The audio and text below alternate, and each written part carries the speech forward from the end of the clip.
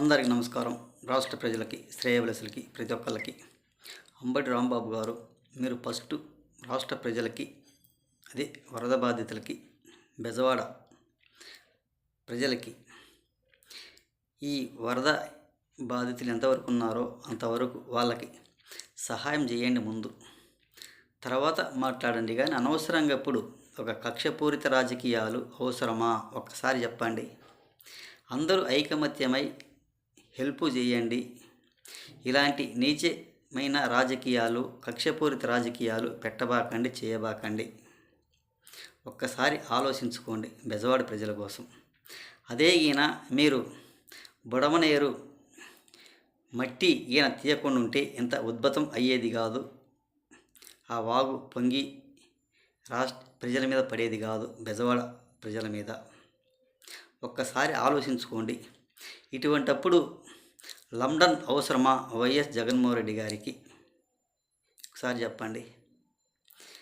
3వ తేదీ వేస్తే 3వ తేదీ క్యాన్సిల్ అయ్యి మళ్ళీ 7వ తేదీకి టికెట్ కన్ఫామ్ అయిందని చెప్పారు అంటారు. వెళ్ళిపోవచ్చు, పోతారు.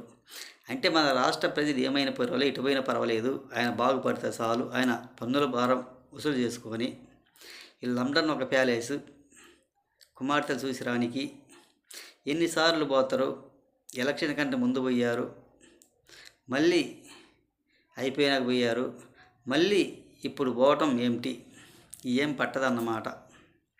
ఏ రోజైనా కానీ, ఎప్పుడైనా కానీ వాళ్ళకు హెల్ప్ చేశారా? ఏదైనా ఒక మంచినీళ్ళ ప్యాకెట్ కానీ, ఒక మజ్జిగ ప్యాకెట్ కానీ, ఒక బిర్యానీ ప్యాకెట్ కానీ, ఏదైనా కానీ ఏమి కూడా చేయలేదు. ఇవన్నీ మాకు అవసరం లేదు, ఈ ఎమ్మెల్యేల మీద కేసులు ఉన్నాయి అనేవో నందిగామ సురేష్ అంట. ఆ సురేష్ పారిపోయి దాక్కున్నాడంట. ఎన్ని రోజులు దాక్కుంటే ఏ రకంగా దాక్కుంటారు? అయితే మీ ఎమ్మెల్యేలు కూడా మీకు అవసరం లేదు, మీరు తప్పించుకొని తిరిగితే చాలా బెస్ట్ అని అనుకుంటారు. మరి మీరు చేసిన పరిణామం అంతా, మీరు చేసిన పరిధానం అంతా, ఇదంతా ఎటుపోతుంది? చాలా తప్పే కదా మీరు చేసిందంతా. ఒకసారి ఆలోచించుకోండి. అది చాలా మంచిది కూడా కాదు. మన రాష్ట్ర ప్రజలను గాలికి వదిలేసి ఓట్లు వేసిన ప్రజలు, అది మీకు ఓట్లు వేసి మీరు అధికారం ఉన్నప్పుడేమో పన్నుల రూపంలో వసూలు చేసుకున్నారు. ఇప్పుడేమో మీకు పట్టనట్టుగా ప్రతిపక్షం కూడా లేదు కాబట్టి మీరు లండన్ పారిపోతారన్నమాట. ఇది మీకు తగినది అన్నమాట. ఏదైనా కానీ ప్రజలకి మేమున్నాము అని భరోసా ఒకటి ఇవ్వాలి. భరోసా అంటే కొంతమందికి పేటీఎం గాలికి అర్థం కాదు. భరోసా అంటే రైతు భరోసా కేంద్రం కాదు. ఒకసారి తెలుసుకోండి. రైతు అనేది వదిలేసి, కేంద్రం అని వదిలేసి భరోసా అంటున్నాడు. తెలియదేమనుకుంటున్నారు. భరోసా అంటే మేమున్నాము, మేము ఆదుకుంటాము అని ఎవరైనా బాధితులకు ధైర్యం అనేది చెప్తారు. అది భరోసా అంటే.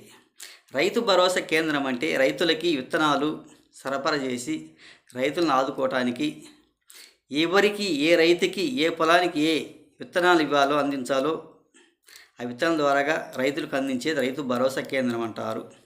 కొంతమందికి చెట్ల కింద కూర్చున్న వాళ్ళకి, హేళన చేసే వాళ్ళకి సరిగ్గా తెలియదు.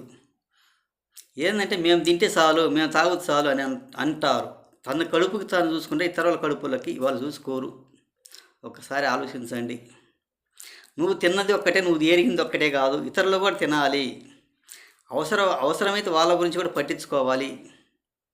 ఒక్కసారి ఆలోచించండి. ఇటువంటి కక్షపూరిత రాజకీయాలు మానేయండి. ఇటువంటి పనికిమాలిన రాజకీయాలు చేయబాకండి. ఎవరు ఏదైనా కానీ మన రాష్ట్రంలో ప్రజలు మరి వరద బాధితుల కోసం సందాల రూపంలో కూడా వసూలు చేసి అందించవచ్చు. మరి ప్రతి ఒక్క డిపార్ట్మెంట్, విద్య, వైద్య, మరి ప్రతి ఒక్క డిపార్ట్మెంట్లో కూడా సహాయం చేయండి, అందించండి, వాళ్ళని ఆదుకోండి బెజవాడ ప్రజల్ని అని తెలియజేస్తూ, అదేవిధంగా చెట్ల కింద ఆఫీసులు పెట్టుకొని ఉంటారు. మన వసే రాములమ్మ సినిమా, రాములమ్మ అంటే కొంతమందికి అర్థం కాదు. మళ్ళీ అదేదో ఇంకొక సినిమా అంటే వసే రాములమ్మ సినిమాలో మన super star, lady super star Vijayashanti గారి సినిమా ఉంది కదా, అదే ప్రకారంగా చెట్ల కింద ఆఫీసులాగా పెట్టుకొని గాలికి తిరిగే వాళ్ళు కూర్చొని, అదే ఆఫీస్ అయినట్టు వాళ్ళు ఆఫీసులలో కూర్చొనే వాళ్ళు వీళ్ళు అయినట్టు, వీళ్ళే వాళ్ళు అయినట్టు వ్యవహరించుకొని కూర్చొని ఉంటారు. ఒకసారి తెలియజేసుకోండి. అందరూ కూడా గాలికి తిరిగే వాళ్ళు కూడా కొంచెం వేసుకొని ఒక మందు తాగినా ఏది తాగినా కానీ ఊరక తాగుతారు, అడిగి బయటికి వచ్చబోతారు. భార్య పిల్లల గురించి పట్టించుకోరు, చెట్ల కింద కూర్చుంటారు. వాళ్ళు ఎక్కడ తిరిగినా కానీ అదే విధంగా ఉంటుంది, కానీ మీరు మారేదంటూ ఏముండదు. అటువంటి వాళ్ళు కూడా కొంచెం సహాయం అనేది చెయ్యండి వాళ్ళ వరద బాధితుల కోసం. అటువంటి పనికిమాలిన రాజకీయం చేయవలసిన అవసరం లేదు అంబటి రాంబాబు గారు. అదేవిధంగా రాష్ట్ర ప్రజలను ఆదుకోవాల్సిందిగా కోర్చు ప్రతి ఒక్కళ్ళకి హృదయపూర్వక ధన్యవాదాలు తెలియజేస్తూ, క్లిక్కు చేసేది మాకు దండం పెడుతున్నారు అనేది హేళన చేస్తారు. అందుకని చాలా రోజులు కూడా దండం కూడా పెట్టడం లేదు. నేను ఒక్కనే కాదు, చాలామంది కూడా ఉన్నారు, వాళ్ళందరూ కూడా అదే విధంగా అంటున్నారు. అందుకని మేము మానేసాము. ఒక సినీ పరిశ్రమగా రాజకీయవేత్తలు కాదు, నాయకులు కానీ, ఎమ్మెల్యేలు ఎంపీలు కానీ ప్రతి ఒక్కళ్ళకి హృదయపూర్వక ధన్యవాదాలు. కొంచెం మారి వాళ్ళకు హెల్ప్ చేయండి, వాళ్ళు బాగు చేయండి అని తెలియజేస్తూ, చందాల రూపంలో తలా కొంత తెలుసుకోండి. ఇటువంటి పనికి మాలిన మాటలు మాత్రం మాట్లాడవలసిన అవసరం లేదు. ఏంటంటే పొద్దుగూరు రెక్కాడిది కానీ డొక్క నిండదయ్యా డొక్కా ప్రసాద్ గారు. ఎవరైనా కానీ ఆలోచించుకోవాల్సిందిగా డొక్కా ప్రసాద్ గారు. ఒకసారి బండికి పంచర్ వేశారు, మనిషి లేకపోయినా కానీ. రెండోసారి కుక్కను వదిలేశారు లోపలికి. మళ్ళీ మూడోసారి పాము తీసుకొచ్చి వదిలేస్తాము అని వాగ్దానం కూడా ఇచ్చారంట. అది చాలా పెద్ద తప్పు. అలాంటి పని, నీచమైన పని చేయవలసిన అవసరం లేదు, చేయబాకండి. 2-3 సార్లు మనిషి లేనప్పుడు చూసి గాలి కూడా తీసేశారు బండికి. అది నిజమేమో పోయి బండికి పంచరు పడిందేమో పోతే పంచర్ లేదు, ఏం లేదు, ఊర కుర్చీ తీసి గాలి దానికి ఊర పంచర్ వేసినట్టు చేశారు. ఎక్కడ పంచర్, గాలి తీసి నిజమేమో అని అనుకున్నా. అటువంటి పనికిమాలిన పేటీఎం బ్యాచ్ మాత్రం అటువంటి వ్యవహారం మాత్రం పెట్టుకోవాల్సిన అవసరం లేదు. చాలా పరిణామం కూడా తీసుకోవచ్చు మీ మీద. కొంచెం తెలుసుకోవాల్సిందిగా ఇటువంటి పిచ్చి పనులు మాత్రం చేయబాకండి అని తెలియజేస్తూ,